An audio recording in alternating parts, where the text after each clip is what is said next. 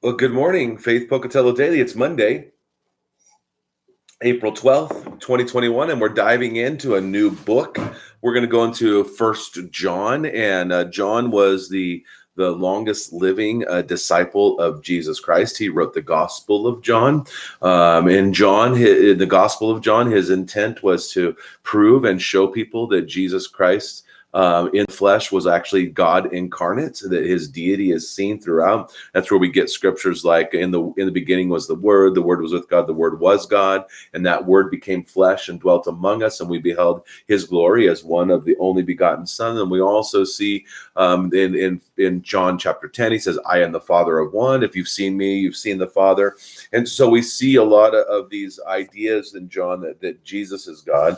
And now we know that he spent probably 30 years in the Ephesus region in Asia Minor. And we know that he was tried, that the enemy of Christianity tried to put him to death, and it didn't work. They put him in boiling water, and they exiled him for a while to the Isle of Patmos, where we get the book of Revelation. And so, but this letter, we believe, is probably back to the churches in Asia Minor, where he spent some time. It's very pastoral.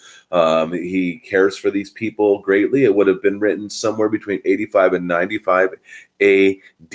And so he would have been an older man at this point in time, probably in his 90s, which was unusual even for that time for someone to live that long. So we believe that he was probably a late teens when he was following Jesus. Could be why he claims that he outran Peter to the tomb. And so anyway, we're going to dive in and get the first 4 verses of First John.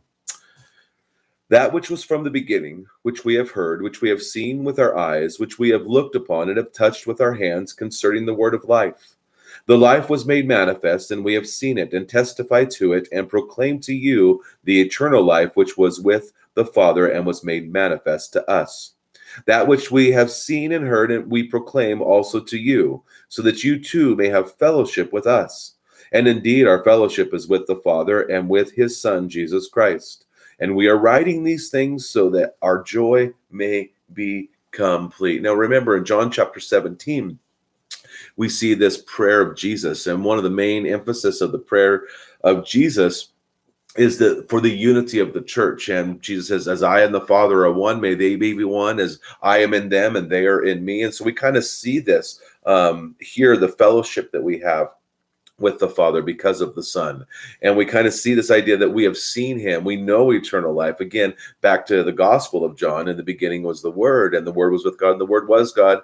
And then that Word became flesh and dwelt among us, and we beheld him. And right here he says, we've seen him, we've touched him. He was tangible to us. So we know that Jesus is God. We know that he paid the work, but he also is this pastoral at the very end. He goes, write these things at the verse 4, so that our joy may be complete. You know, it's a good thing for us to find joy when others are built up in the faith. Again, we talked about that in Galatians, and you look at that, and when we went through Ephesians, but you see this theme throughout the New Testament, especially the church, that we are there to build one another up, and that gives us great joy when we see other people succeed in their Christian walk. And may that be the intent of our heart. So who is God inviting you in today to encourage? Is he inviting you to encourage somebody that maybe you didn't know needed encouraging? So pray about that and see what happens, that your joy would be complete. So may God richly bless your day. Enjoy Jesus. Go and share life.